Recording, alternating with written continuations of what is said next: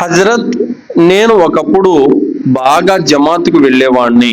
4 నెలలు జమాత్ కూడా వెళ్ళాను. 5 పూట్ల నమాజు సక్రమంగా చదివేవాడిని, ఖురాన్ చదివేవాడిని, హదీసులు చదివేవాడిని, సూరాలు నేర్చుకున్నాను, దువాలు నేర్చుకున్నాను. అయితే ఈ మధ్యనే నా పాప చనిపోయింది. నా పాపను అల్లా ఎందుకు చంపేశాడు, ఎందుకు తీసుకెళ్ళిపోయాడు? కాబట్టి ఇప్పుడు నేను అల్లాహ్ని నమ్మటం లేదు, నమాజ్ కూడా మానేశాను, నాకు అల్లాహ్ని నమ్మాలనిపించడం లేదు అన్నాడు. ఒక నమాజ్ చదివే ముస్లిం నోట గుండా ఈ మాట ఎందుకు వచ్చింది?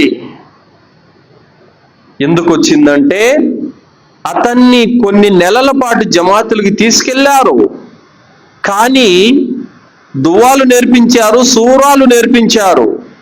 దీనికన్నా ముందు నేర్పాల్సింది అకీదా, తౌహీద్ నేర్పాలి. ఎందుకు? దువాల కంటే సూరాల కంటే ఇంపార్టెంట్ విశ్వాసం, సరైనటువంటి విశ్వాసం గురించి నేర్పాలి. అల్లా పట్ల తవక్కల్ అంటే ఎలా ఉండాలి, అల్లా పట్ల ఈమాన్ అంటే ఎలా ఉండాలి, అల్లా పట్ల భరోసా అంటే ఏ విధంగా పెట్టాలి అన్నటువంటి విషయాలు నేర్పాలి. ఒకవేళ నిజంగా అతనికి తౌహీద్ పట్ల స్పష్టమైనటువంటి జ్ఞానమే గనక అతనికి ఉండి ఉంటే 10 మంది బిడ్డలు చనిపోయినా కూడా ఆ మాట చెప్పలేడు, అల్లా లేడు అనే మాట చెప్పలేడు. ఇదే లోపం. అకీదా లోపం అంటే ఏమిటి? తనకేదైనా నష్టం జరిగితే, తమకేదైనా కష్టం వస్తే, తనకేదైనా బాధ కలిగితే, కీడు వాటిల్లితే అల్లా లేడు అని చెప్పేస్తారు. ఇది అకీదా లోపం. ఇది తౌహీదు జ్ఞానం లేకపోవడం. అదే తౌహీదు జ్ఞానం ఉంటే, అకీదా అతనిలో పర్ఫెక్ట్ గనక ఉంటే, ఈమాన్ గనక పరిపూర్ణత సంతరించుకుంటే, అతనికి ఇంతకంటే ఇంకా పెద్ద నష్టం వాటిల్లినా కూడా అల్లాను రవ్వంత మాట కూడా చెప్పలేడు. అందుకే మన వాళ్ళు ఏం చేస్తారు?